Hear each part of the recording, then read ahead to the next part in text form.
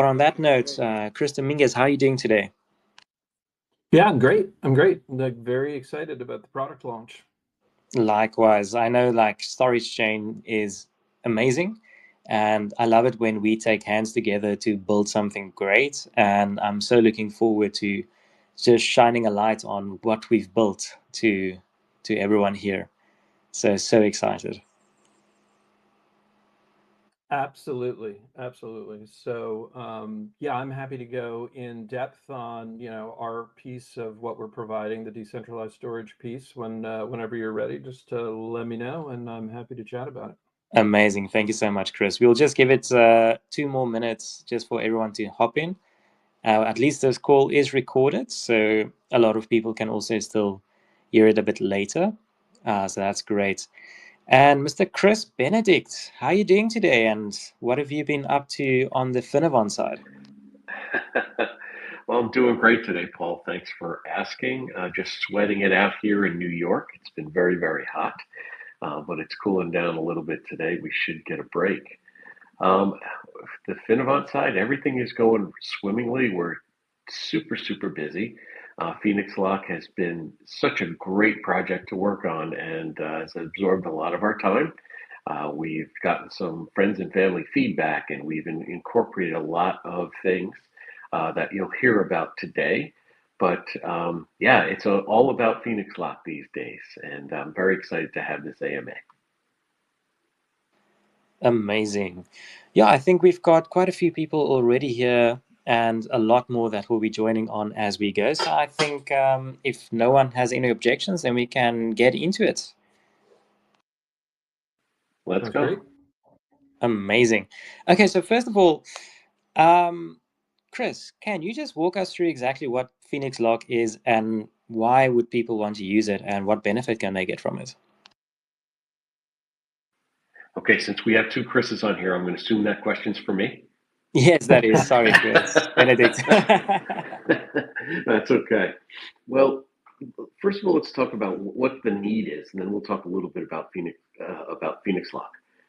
We all have the need, as we know, with our mobile phones and our computers and tablets and so forth.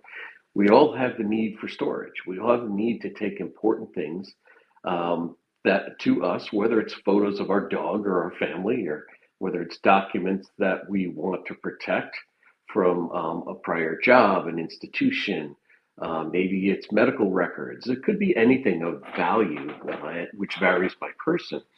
And while it's great to have paper certificates like diplomas or school records or medical records, having them electronically is key because then you can access them anywhere you want.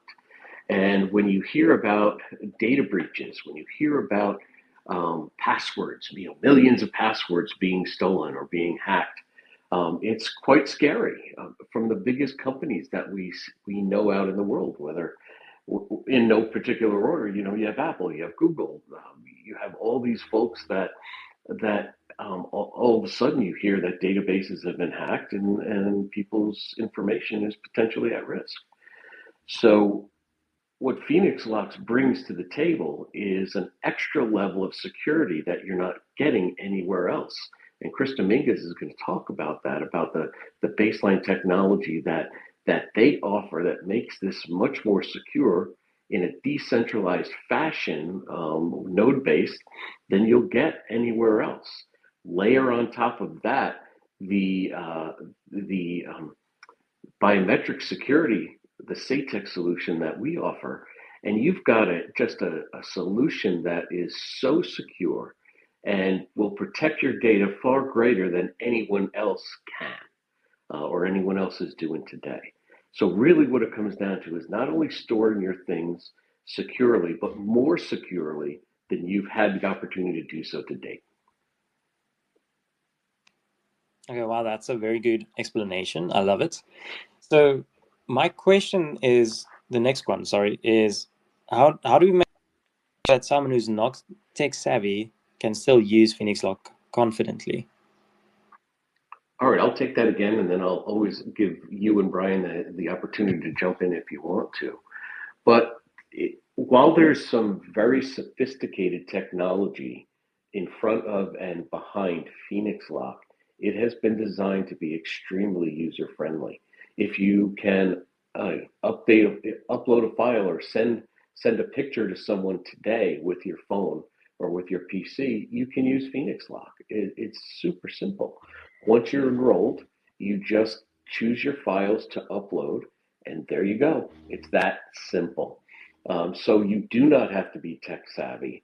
But one of the other benefits that you get through PhēnixLoc that you won't get anywhere else is the decentralization and the ability to recover your accounts using seed phrases, similar to a crypto wallet today. Now, to your question directly, Paul, how about somebody who's not tech savvy? Well, they don't have to be tech savvy. We can help them. And literally all they need to do when they enroll in PhēnixLoc, just like a wallet, they'll get their seed phrases.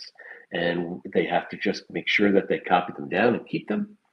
And once they do that, whether they lose their password or they need to log in from a remote device, they can always get access to PhēnixLoc through using those seed phrases.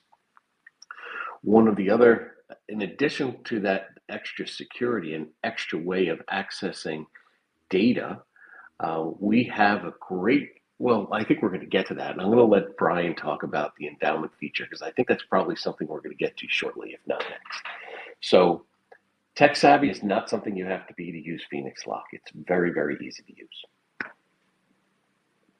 Awesome. And then on the concept of being not tech savvy and also decentralization, Chris Dominguez, a question for you. How does decentralized storage actually make a difference for someone worried about losing their files or perhaps having their data hacked? So decentralized storage is basically the next generation of data storage, right? So in the beginning, everybody had their data stored locally.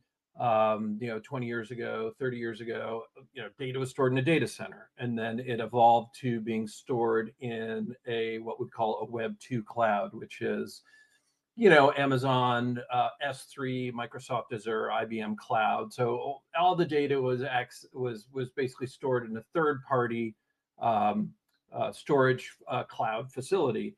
Web 3 storage is the next logical step in data storage, which is basically storing data on multiple servers distributed globally, or just distributed. Some folks want to have all their data stored in the US, but in a decentralized way. So the way decentralized storage works and StorageChain works would be you would upload a file. If you were uploading a file to Dropbox or iCloud or one of these other sort of Web 2 providers, basically it would be one file getting stored on one server. I mean, this is a simplistic description, but it would be one file stored on one server. When you upload a file to StorageChain or in a decentralized storage environment, you would upload one file. That file would be sharded into or cut up into 42 pieces.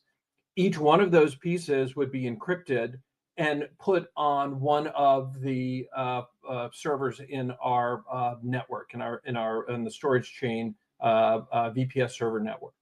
So if you were, and it's all encrypted by blockchain. So we have multiple layers of encryption, and there's no one central place which is storing your data, which means that no single company can get at it. You can't be censored with it. You have complete control of your data, and it actually winds up running much faster than traditional Cloud 2 storage, and it's less expensive. So you get this, sort of three big benefits from decentralized storage, which is it's faster, it's more secure, and it's less expensive. And it's very exciting. I mean, like our storage backend can plug in via an API gateway to power, PhēnixLoc, or really, we're a database. We do StorageChain also has a front end where you can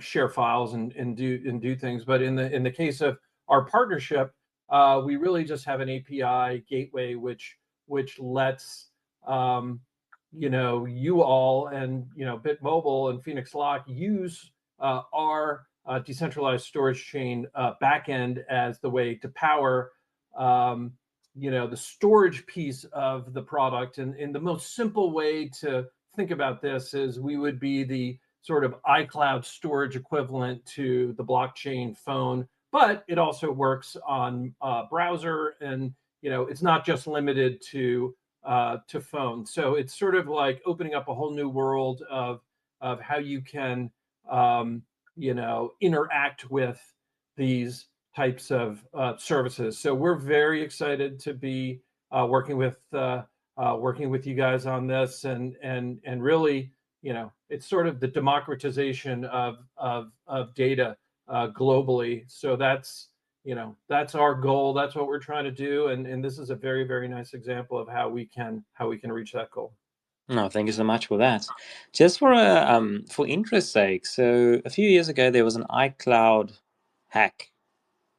What would happen if that same type of hack would come for decentralized storage, like StorageChain, PhēnixLoc, and all that?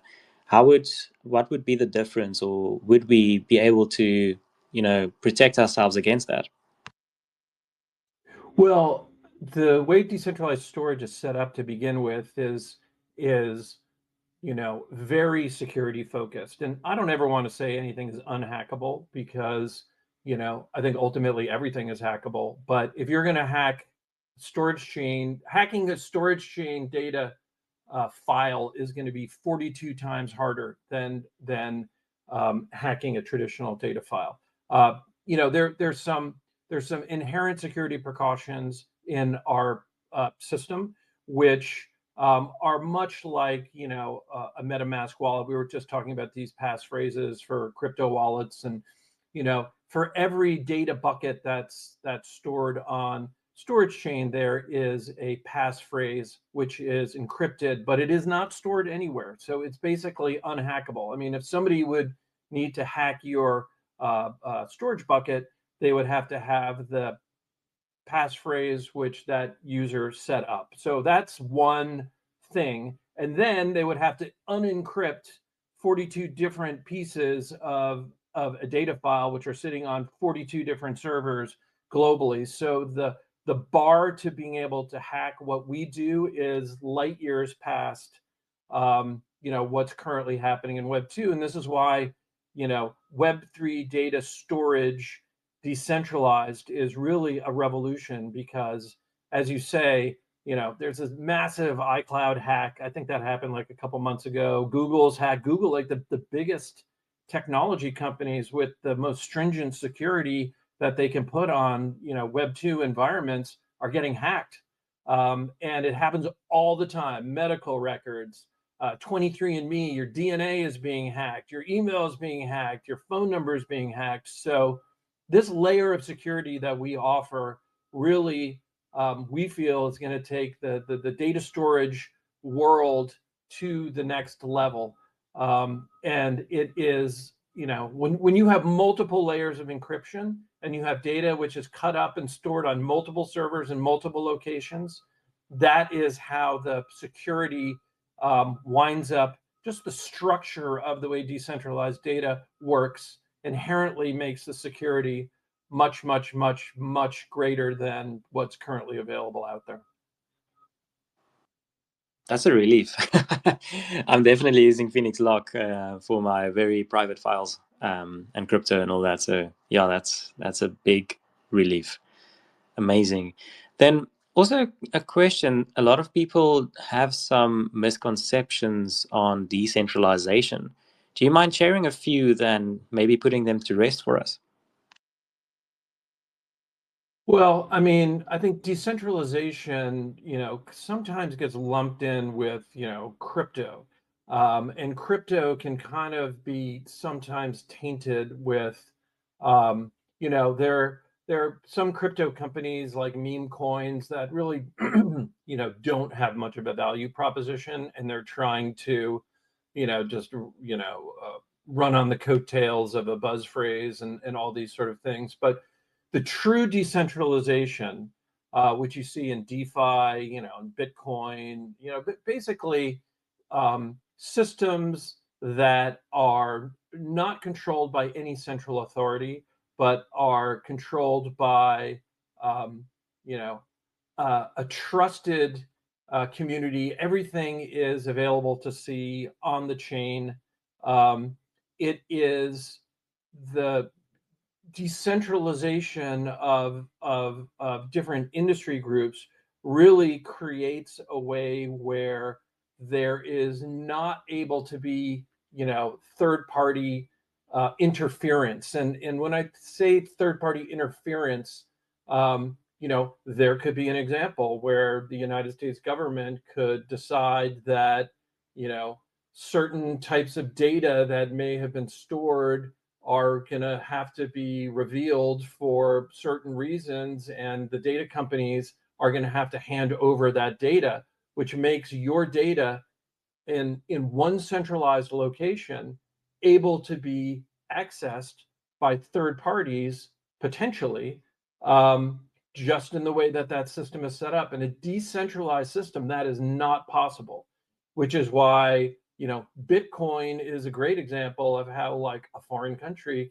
can create a currency where the dictator of the day can't deflate the currency and steal everybody's money, right? Because that currency is locked into the ledger and the blockchain and is tamper-proof.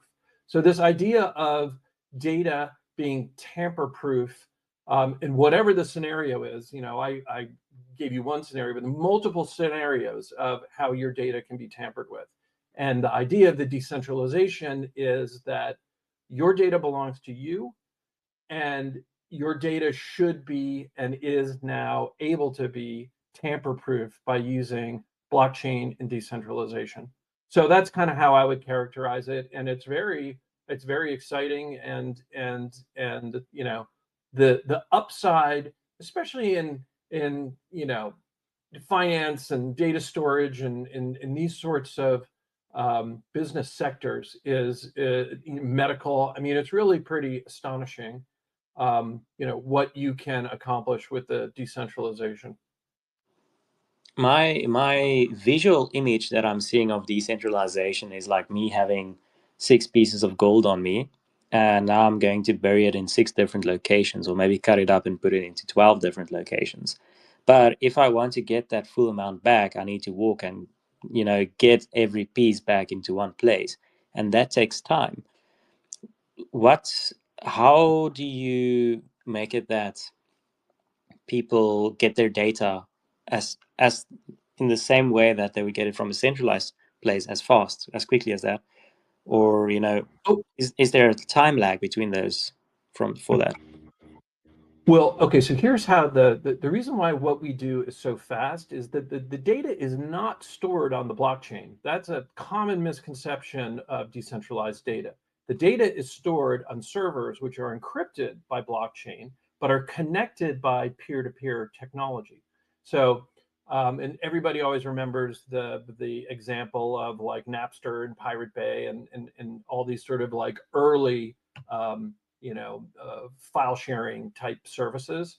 But decentralized data runs on something called IPFS, and IPFS is a system that shares files via peer-to-peer, with encryption, and with if we have a node on our network which goes down or goes offline for some reason, all the data that is on that node has been replicated across all the other nodes in the IPFS cluster, which means that your data is always there, even if one of the nodes comes off. But the way it can be, the reason why the data delivery is so fast is because it's being delivered peer-to-peer. So if we have thousands of nodes on our network, and each one of those nodes has a big storage capacity and also has big bandwidth, those nodes are all pushing the data with the bandwidth in a collective way back to you. So when you recompile that file, and download it back to whatever your front end that you're using, the speed is faster than a typical Web 2 cloud. So the data is stored on encrypted servers that sit in an IPFS cluster that are encrypted by blockchain. So the blockchain doesn't actually slow you down. If you tried to store the data on the blockchain itself, the system would run slowly. But that's basically the way that the three components of our technology work. Okay, thank you so much for that. That's very insightful. And then, Sure. Chris, Benedict, and Brian Moore. It's been a while since you've spoken. I hope you're still here with us. But Brian, I don't believe. Would you like to say hello to everyone before we start with you?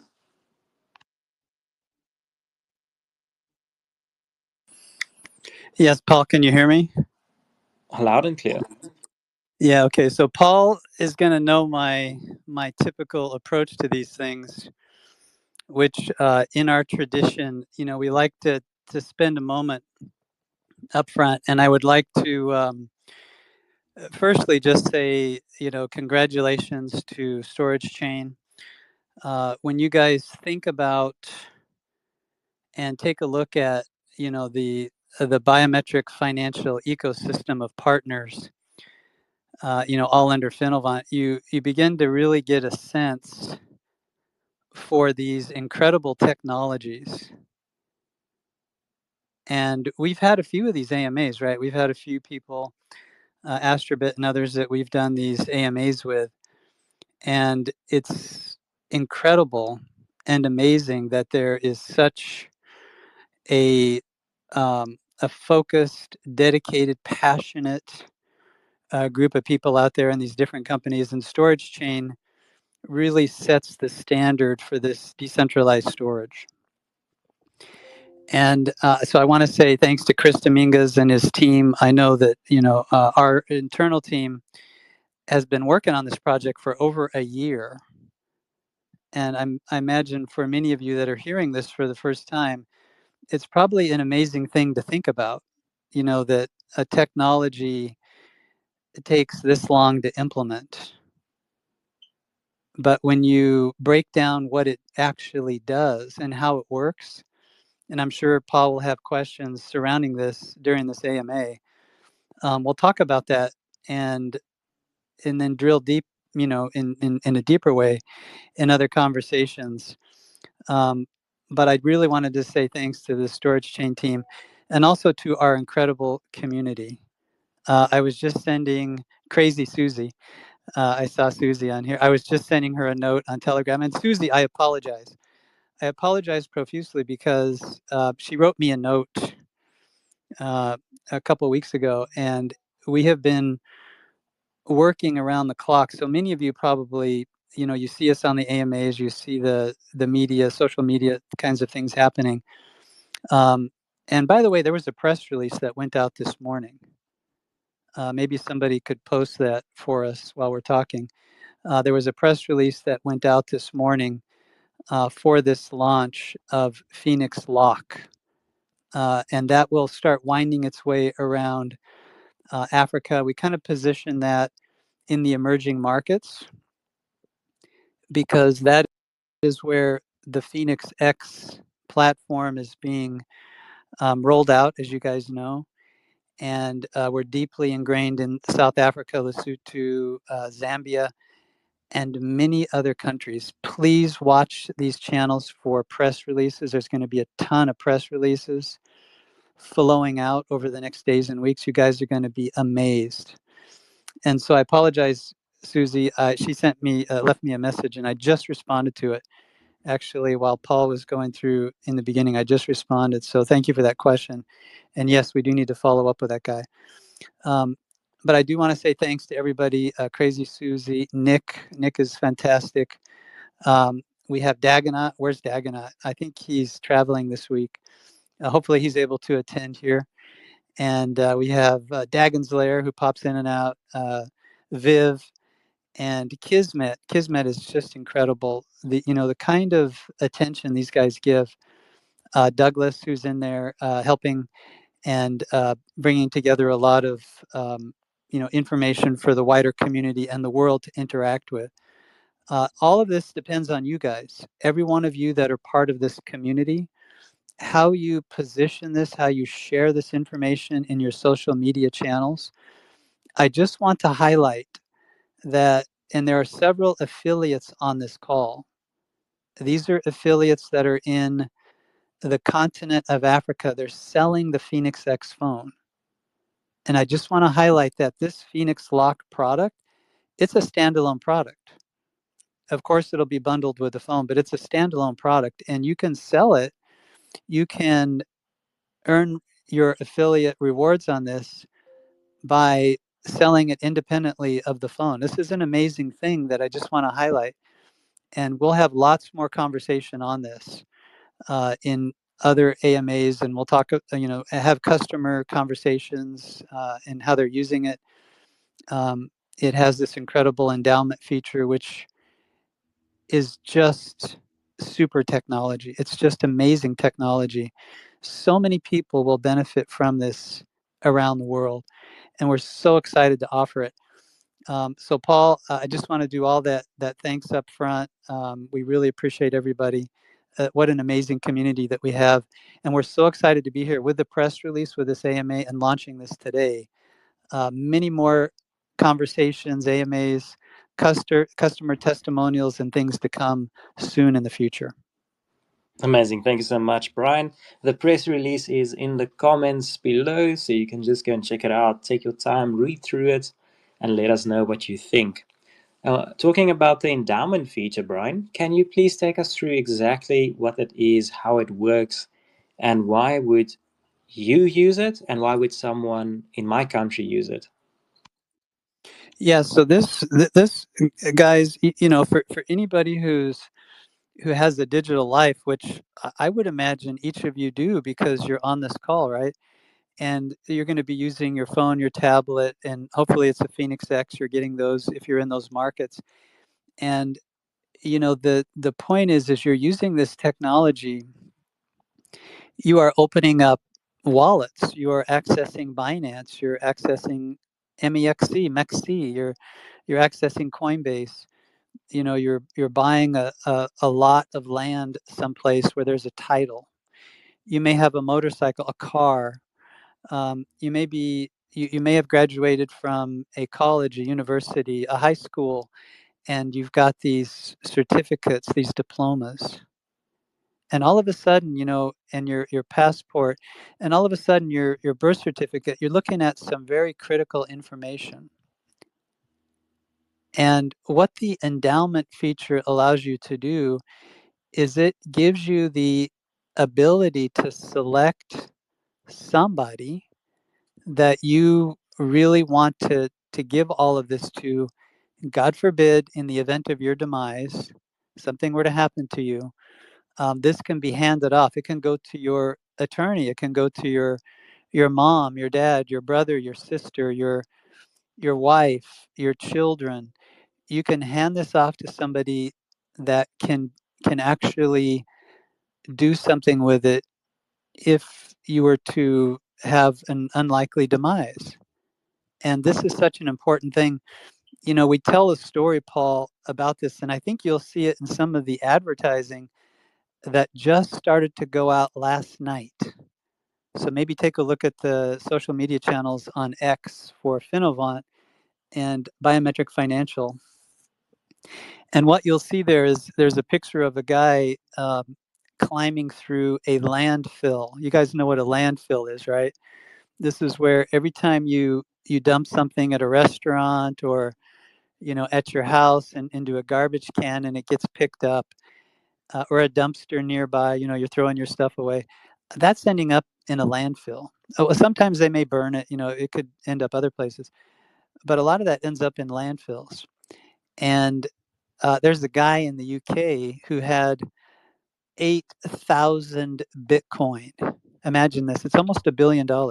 8,000 Bitcoin sitting on a hard drive. He accidentally threw it away. The garbage truck came and picked it up, and it ended up in a landfill. And he's been suing, trying to get access, to bring like a big cat, those big diggers, bring that in there and just dig it out, go find that hard drive. There's so much money on it. And on it, it had his keywords. So we use this as, you'll see the picture of this guy digging in the landfill in the current ad that's running.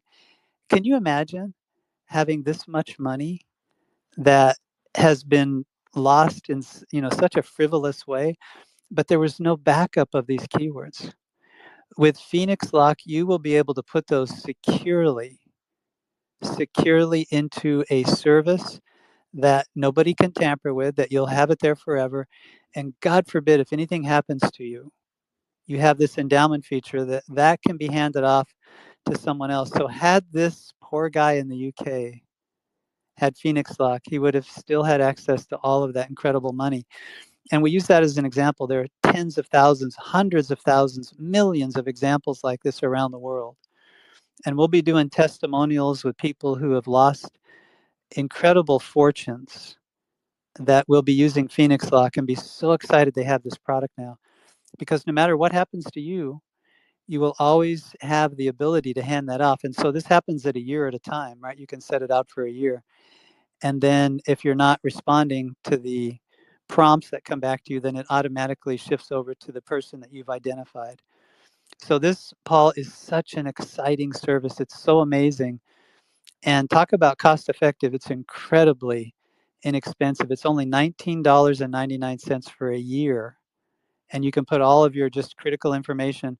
So if you're moving between countries, if you're buying things, if you're trying to, get your property, or you're looking for a job and you need that degree, all of these things that are so important, now you've got a place that really will help you if you put them there, that's secure and only for you. Google is not taking a snapshot of that. Amazon, Microsoft, Facebook, they're not taking a picture of your data. They don't have access to it. This is for you to manage, and for you and your family, and or your loved ones, or somebody you care about. It's for you. And that's the critical part about this. So this endowment feature is just incredible. Oh, thank you so much for that, Brian. Yes, I'm super excited for the endowment feature. I think it also gives you a lot of peace of mind for, in the case anything happens, you're sorted, and your loved ones. So that's great. Also, anyone that's you can actually also try out the trial 14 days for free of PhēnixLoc. So I would definitely suggest you try that out. I think it's a great idea just to get used to it, see if you like it, and if there's some comments, please share it with us. We're always keen to improve as we go, but I do think it's at a very, very good place at the moment. So yeah, that's great. So about some of the people that have lost their fortunes and seeing that this is a great product, Brian and Chris Benedict, what's the most surprising feedback that you've received from users in markets like South Africa, Upper Africa, like emerging markets, basically, about the PhēnixLoc? And after hearing what they said, how did that change your approach to PhēnixLoc as a system?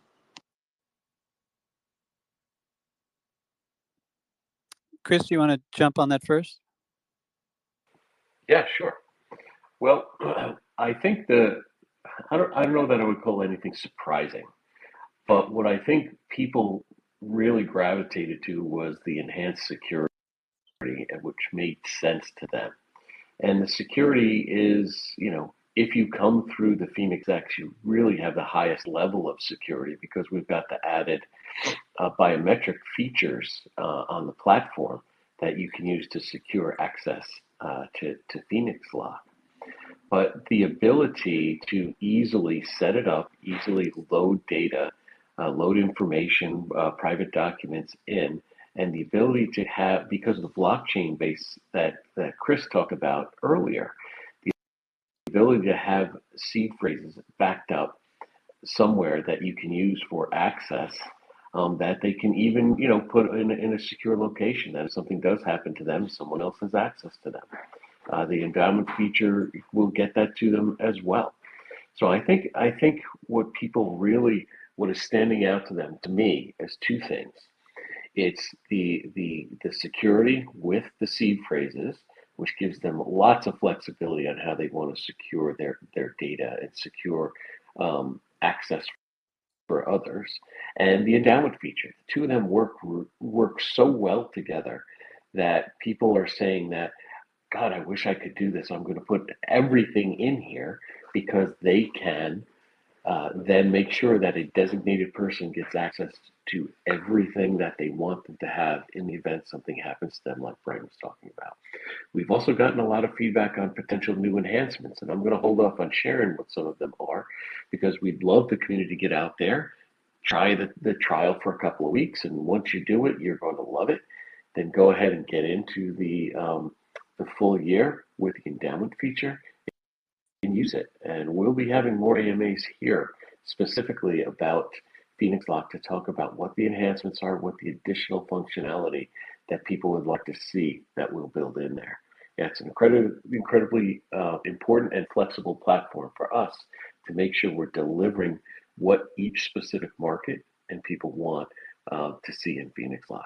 Now, when you take one more comment that I'll add, and I'll pass it off to Brian, is in South Africa, one of the things we've learned, and there are other countries who do this as well, but in South Africa, there's a real concern about what's going to happen to you in the event of your death.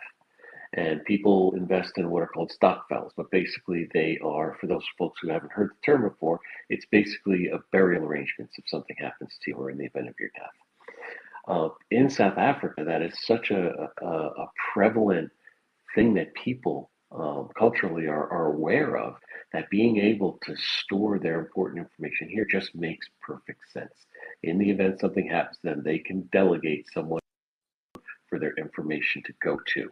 So they'll now know that not only are they physically going to be attended to, but all their information, important data, will be tended to on their behalf as well. So that would be the unique thing that I've seen where you are, Paul. Yeah, and I would just jump in, Paul, to add to that. That's a very amazing thing that Chris just mentioned, because, you know, culturally, it's fascinating when you go from country to country. In the Western side of things, you know, like in the United States, there's a whole focus around, you know, what happens in like a state, you know, in an estate situation. You know, what happens if a parent passes away, and there's all kinds of focus around, you know, finding valuables and figuring out how to slice them up, you know, and hand them off to everybody who's associated with a family, and especially if there's not a will or something, these things get really crazy. And PhēnixLoc really provides a perfect alternative to all these situations, because not only is it super secure, incredibly secure, it's going to be baked into the Phēnix X platform. And for especially people in emerging markets, if you think about the growth, and this amazes me every single day that I work in the emerging markets, it amazes me how fast things are moving in each of these countries, and how fast, you know, millionaires are getting minted every day, and people with, you know, just growing their businesses. There's so many young people in Africa and Southeast Asia and South America that are forming businesses and getting access to land and capital. And all of these things, you know, they're striving to get into that first world status. We see this everywhere. And it's such a massive desire. So PhēnixLoc is very, very important in the planning and the strategy of these emerging markets for all the people that are now growing into more wealth, greater prosperity. This helps them, it helps their life. And think about the Phēnix X, the phone, the tablet, the watch, you know, everything that's built around helping people in these emerging markets, helping to educate, giving them a better education, providing security around everything they do in their life, opening up these communication channels globally with all these opportunities, and providing, you know, just incredible content that would be difficult to find any other place. And when you pull all that together, this really fits in nicely. It's something we talked about. If you go back to AMAs over a year ago, we talked about the fact we were working on this, and we talked about what we were doing with it, what it was going to take to get it out there. And I think on a few of the AMAs, we mentioned it was getting closer, and this requires a lot of testing. I do want to give a shout out to everybody, Crazy Susie, Nick, and all the community. And we have extended people, you know, on the team, their families, their friends, neighbors, who've been testing this thing in the final user acceptance. I really want to thank all of you, because that was a wonderful opportunity to get final comments before we rolled it out today. So really, thank you guys so much.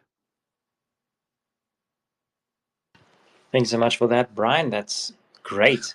And then one final thing, just for the PhēnixLoc. I do believe there's some ZK policy, was other people would know it, zero knowledge policy. So how does that help protect individuals against common digital threats, as well as data breaches and identity theft? I'll jump in on this first, and I think, you know, both Chris's can add to this. You know, the fact is that when your data is secure and it's not sitting in a, you know, a big database at Google, or, you know, stuffed, you know, AI, the whole thing with AI, it's all about copying data, right? That's how AI gets smarter and smarter, is it literally just screen scrapes every website in the world, every database it can get access to. That's what you're accessing when you're using AI. You're just literally just getting the world's data. And the beauty of this is that you are in control of this information. This is not Google's to take a copy of. They couldn't. It's in too many places, and it's secure in each place. You know, this is not for Facebook to create the next social algorithm out of. It's not for X, you know, to enhance its messaging system. It's not for Microsoft to build the next operating system. This is your data, and you own it, and it's secure unto you. And that's the beauty of this. So nobody else can get it. You have access to when you want to use it and who you give it to. You make that decision. Nobody else makes that decision for you. And only under a very difficult situation in your life would it ever be given to anybody else. And that handoff is under your control, and you get to set the parameters for it. So Paul, that is why the, you know, having the ability for zero attacks is so important. Let me turn that over to Chris Dominguez for a minute as well.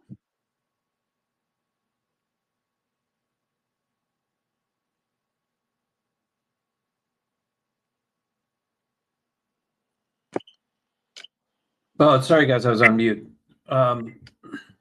Yeah, so as I was saying, like the security features of decentralized storage are you know, really built into the fabric of how it works, and you know, making sure we have multiple layers of encryption, making sure that data is being stored on multiple servers, which are out of any one central control. You know, the ability to use blockchain encryption technology in order to better protect data globally is really the kind of macro, the macro goal of what we do. And you know, and we talked a little bit about the emerging markets, and you know, in some parts of the world, you know, people just aren't going to have access to, you know, iCloud storage and some other, you know, sort of, you know, Western-based technologies, right? Or if, you know, it's not almost that they're not available, but you know, a lot of people might not be able to afford to be able to use those services. So, you know, by putting these technologies together, you know, we can really, you know, offer a, you know, secure, scalable, inexpensive way for people to store and share data. And it's you know, it's really, next generation of data storage, mobile phone interaction, blockchain phone. I mean, all these things are very, very innovative. So yeah, I'm not sure exactly if that was, answering your question, but it's kind of how we like to see the world here.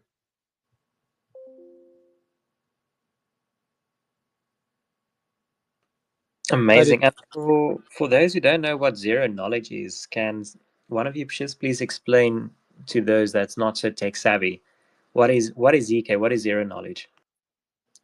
Yeah. Hey, by the way, Paul, can you add Chris back in? I think he got knocked off there. I think I'm back now. Thanks, Brian. Yeah, maybe. So just I'll just answer real quick, Chris, and then take it over. So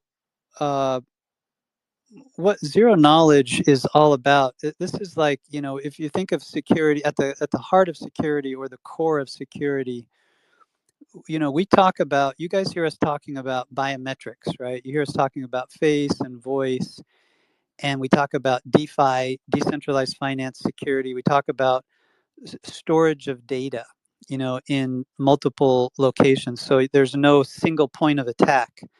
That's where the fraudsters really don't play around with decentralized stuff. They go after the big databases. That's where the money is.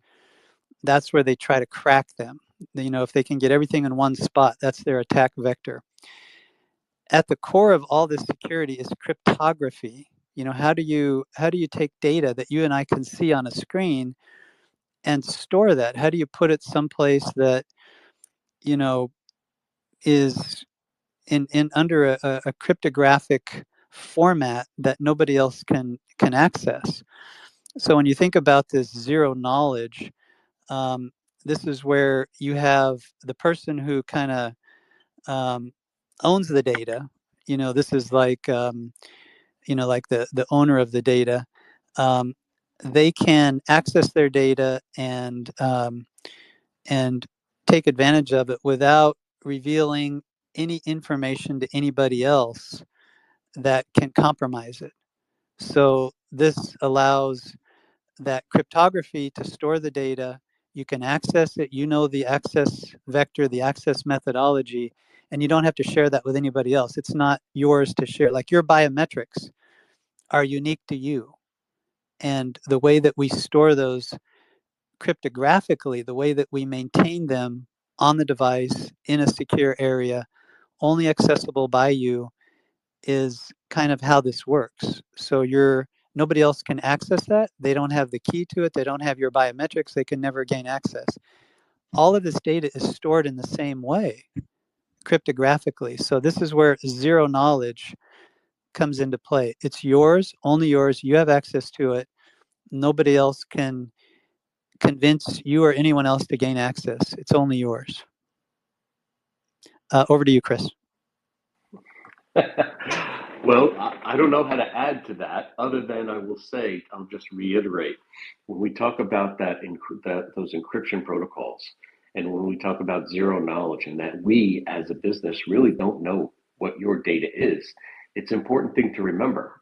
Chris talked about this earlier. Chris talked about the data being encrypted and sharded and stored across 40 odd different nodes.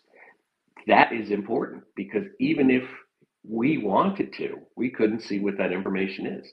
We have no access to it. It's encrypted and it's stored in all those different places. You have the keys to put that back together and reconstitute that information or that data.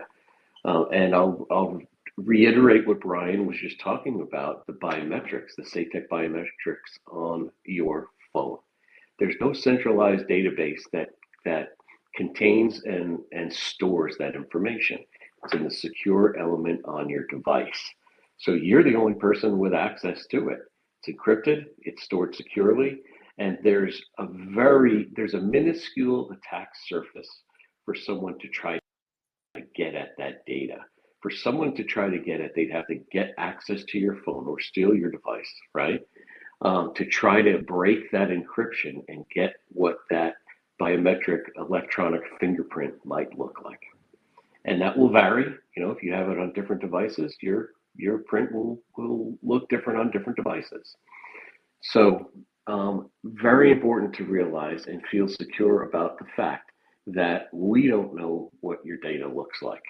Where if you're storing it in a traditional database, although it's encrypted, it's all in one place. Can folks decrypt it and try to get at it?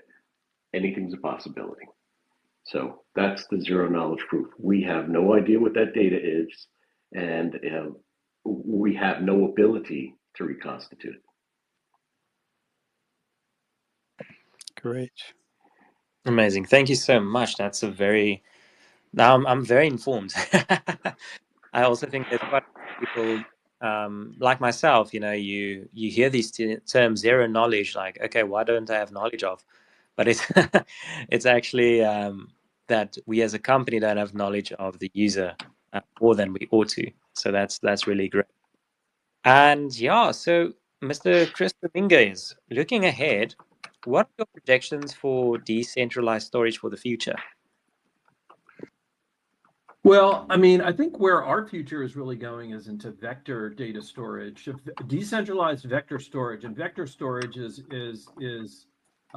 data storage which is optimized for AI, and really, you know, we find that to be you know, the future of kind of where we're going. So basically, you know, everything we talked about with the decentralized storage, sort of standard Web3 decentralized storage. You know, the whole world is really, you know, it's like there is a tectonic shift to AI and AI apps and all that the AI apps can do. And, you know, we really feel like creating a decentralized way for data to be stored in an optimized way in vectors to be able to be read by AI apps is going to be something that's, you know, just very exciting in terms of data storage, in terms of technology, in terms of, you know, where the world is going, you know, this huge investment into AI infrastructures.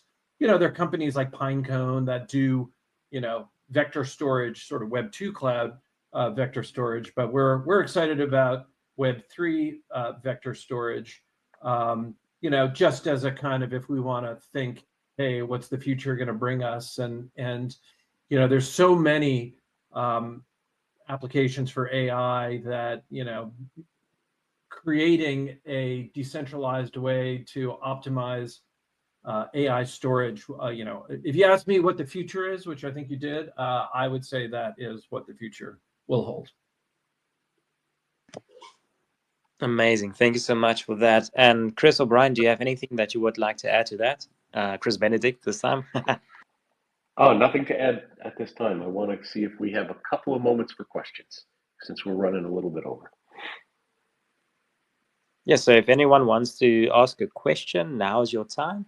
I'll just pull you up to stage, just request, and then we can answer your question. We'll give it about a minute, and yeah, looking forward to answering your questions. Yeah, and Paul, while they're jumping up with the questions, I do want to reiterate for the, because I see a couple of our affiliates in the direct audience on the first screen. I just want to highlight for the affiliates, you guys are going to have a great time with this. It's another opportunity for you while you're working with the phone to have another product that you can earn the affiliate rewards with. And we'll have, you know, we do have a separate WhatsApp channel, the affiliates channel. We'll go in there today, just to give you a heads up. We'll go in there today and put in the link to the press release. We'll put in the, there's, you know, the obvious website. It's a D app, decentralized app for PhēnixLoc. From there, you can make the purchase, and we'll show you guys how to get your rewards. This is a great way for you to interact with the Phēnix X community, and especially, you know, for people who are transitioning, you know, from their old phone to the Phēnix X. and our sales process, you can have them start working with PhēnixLoc while they're working through the phone or the tablet. So this is a great way for you guys to generate some additional revenue, and we'll work with you closely. Just check on the affiliates channel today. If you haven't joined that, reach out and we'll help you get into signing up as an affiliate and joining the channel. Awesome, thank you. And then we have Crazy Susie on stage. Welcome. All right. Hey, hi everybody. Hey, Thanks Susie. for all the. Hello everyone, and I'll thanks Brian for responding. Yes. I just want to ask a really pretty way out there question, which I'm pretty sure quite a few people might start thinking about. And it can happen to any company. We understand that Web 2 or Web 3 doesn't matter. But when you're storing decentralized, and companies are more newer than 20, 30 years old, say they're only 3 years, 5 years, whatever. What happens to all your data if that decentralized storage company fails or closes down and so forth? What would happen to all your data that you've stored on the Phēnix X?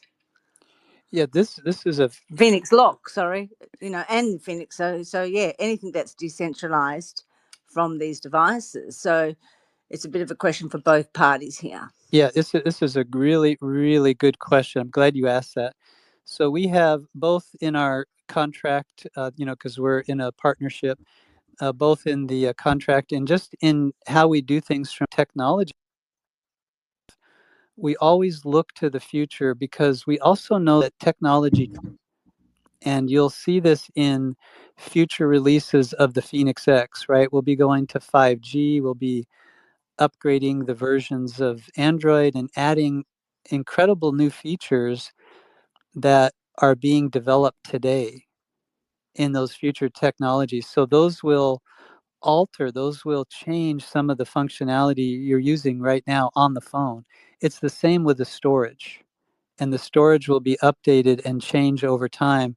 And we will be working years ahead of those updates. So this decentralized capability that we've implemented now with StorageChain will evolve. And that could evolve where we together create the next generation of this, or StorageChain does, and then we migrate to that. But there's always a backup plan. So you'll never lose it. You'll always have access to it. The future of it will be changed by our technology. Our security posture is always evolving, and we're improving all the time, staying ahead of the fraudsters. So as we improve that and build on it, we always want to stay, way ahead of any fraudster attack.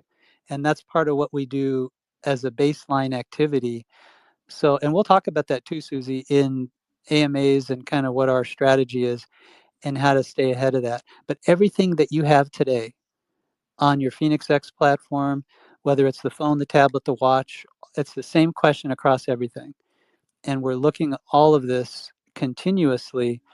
And remember, all of this is multi-generational. So as the devices and the technology move into the next generation, those that are behind us that'll be coming online to take these applications over will have the training, the experience, the knowledge, the understanding. We'll make sure they have that wisdom to continue building this out over time. That is a fantastic question.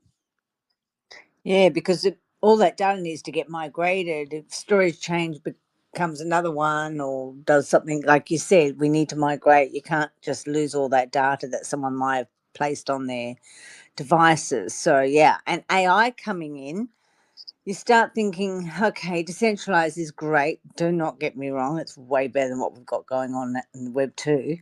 And, with the AI capabilities in the future too, they're exciting, but they're also scary to me. They're 50-50, these AIs, because it's always good with the bad with every technology, isn't there? So you have to combat that all the time as well. That's exactly right. And I would highlight that you're 100% correct. And AI is a very interesting dynamic for us in the future. We're building that in everything we're doing. and being very cautious, very careful about how we interact with it, because we also don't want it to work against us. It has to work for us and with what we're doing. So we're observing a lot that's happening in the AI space. But if we think about what Chris Dominguez has done here, it's quite impressive. And I would say probably the thing that'll surprise us in the future, or will delight us and surprise us, is the fact that, you know, all of this really comes down to node processing. You're really just processing nodes. And so the more of that sort of blockchain node interaction will increase in the future. And this would be a prediction. And everything we Yeah. have, just to kind of go back to the, you know, what happens if we go out of business question, everything that we Yeah. have is fully downloadable, right? And you know, any company could go out of business, I suppose, at any time. Exactly. But you know, in terms of like what we do and the access to the data, and any data that's put up on our system can be you know, downloaded and reconfigured at any time.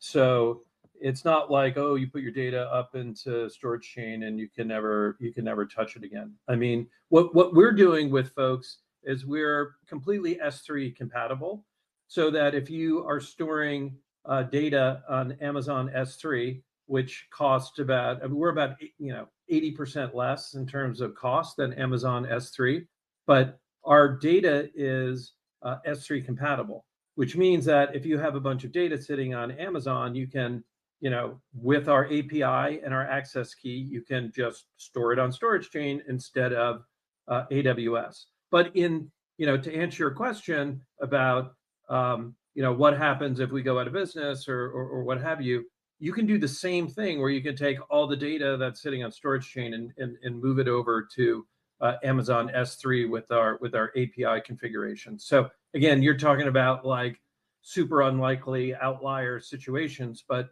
it's a good question. And the way that we have architected our system makes it very easy to move data from you know, systems that are you know, recognizable, or that most folks are using already, so, or standardized, right? So I think that might cover that question. Yes, it does as well. That's another way of that help cover at a deeper, different side angled level. Yeah, and all that might change. It's just, you guys have to keep up with all of it, don't you, on a constant basis, because it's moving so fast. You are It's like, you are so correct. And your questions, Susie, are always oh, pinpointed right on the key topics. So this is a true view into your technology, your tech capabilities. It's wonderful, actually, and you're in the right space between the Phēnix X platform, PhēnixLoc, and everything that's going on in here. You couldn't be in a better place to be, like, you know, have a front row seat to technology and innovation. yes, I look forward to the version 5s, you know, the 5G models, please. Hurry, hurry. Yes. I want the Me tablet, the too. phone over here. Me too. Are they getting worked on? I think you mentioned, aren't they? They're already kind of getting worked on. I mean, I'm not saying they're coming out in the market tomorrow, but they're getting the models are getting looked into, getting started. Absolutely. What's going to happen? Absolutely. Yeah, we have multiple background projects that you are just going to love. Another one is working its way through the process now. We're probably a month out, and we'll do a big announcement. I won't drop that alpha here because it would probably just shake the room. But yeah, let's get back. You know, we'll have more of these AMAs, and we'll do some big announcements. In fact, Yeah. on some of our future testing, we'll pull you in early so that we get your feedback. Just like with PhēnixLoc, that worked out perfectly. Yeah, thank you. I'd love to. And just one quick more question. It's more from someone else asked me to ask. Like, with the exchanges and all that, like, you're working with Bybit still, is that correct? With the Phēnix X mostly in Absolutely. South Africa, and I suppose that's including the PhēnixLoc and all the other C products and stuff that you've got working, which is all incorporated into that phone anyway, and tablet. And how about the watch? Would that be something they'd be partnering with as well, kind of thing, all your devices, or just they're going to stick with the phone and the tablet maybe? Oh, definitely. We'll put the watch in there because it's, the watch is such a amazing product. I have so much fun with this. It keeps track of your heart rate, and you can check your blood pressure, and of course the time, and that's helpful because of all these different countries that we work in. But it runs apps. It actually runs apps that you can transfer from your phone or your tablet into the watch, and it's amazing technology. The fact that you can do all of this on such a small form factor is just incredible. And remember, the tablet has the 2 SIM slots in it, so your tablet can also be a phone, which opens up all kinds of great possibilities. Oh, wow, that's fantastic. Oh, now that's even more exciting. Are you working with other exchanges in order for these products as well? Or are you just sticking with the one mostly, or you expanding into other exchanges? We with these? definitely are. We definitely are. And there's a couple, one of them in South Africa. There's a couple others around the world that we're in conversations with. And yes, definitely multiple exchanges, Bybit being the biggest, but multiple exchanges. The Bybit wallet's already on the phone. And we give a $20, Bybit gives a $20 USDT giveaway back to the person who buys the phone. So that goes into an account. You have to trade it for a little while, but you can do that safely and then extract the money out. So it's a great way to earn 20 USDT. Yeah, hoping once they work the devices, they'll also hopefully happy to list their token as well. Yes, that's our goal. Absolutely, 100%. Step by step, kind of get them and then showcase the rest of it to them, and hopefully they'll list us and stuff as well. That would be great. Yes. For liquid purposes. I know sexes aren't usually the best, but they are the easiest for the newcomers to come into the market until they learn what we've learned. It takes a little bit of time and courage to do all the dexes and different wallets and transferring assets, and so it is a good quick way to onboard some more buyers. Absolutely. Well, thanks, guys. Yeah, thanks for everything. I'll let someone else have a chance to speak. Thanks, everyone. Thank you, Susie. Great questions. Thank you so much. Okay. Bye. Bye-bye. I do believe we have run over time. Brian, Chris, is it okay if we end now? Yes, sir. Okay, wonderful. Thank you so much, everyone, for joining in. It was honestly a pleasure, and we're looking forward to your feedback and just your experience with PhēnixLoc. And yeah, until we meet again, have a wonderful day. Cheers, everyone. Thanks, guys. Thank you so much. Everybody. Great job, guys. Thanks, guys.